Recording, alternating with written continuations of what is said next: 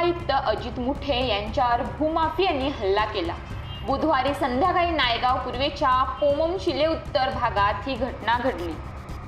वसई विरार महापालिकेच्या अतिक्रमण विभागाचे प्रमुख असलेले उपायुक्त अजित मुठे हे बुधवारी दुपारी आपल्या पथकासह नायगाव पूर्वेच्या पोमन शिलोत्तर येथे कारवाई करण्यासाठी गेले होते। या ठिकाणी भूमाफियांनी बेकायदेशीररित्या अनधिकृत बांधकाम केले होते। ही कारवाई करत असताना भूमाफियांनी अचानक मुठे यांच्यावर हल्ला चढवला। यात मुठे यांना किरकोळ दुखापत झाली।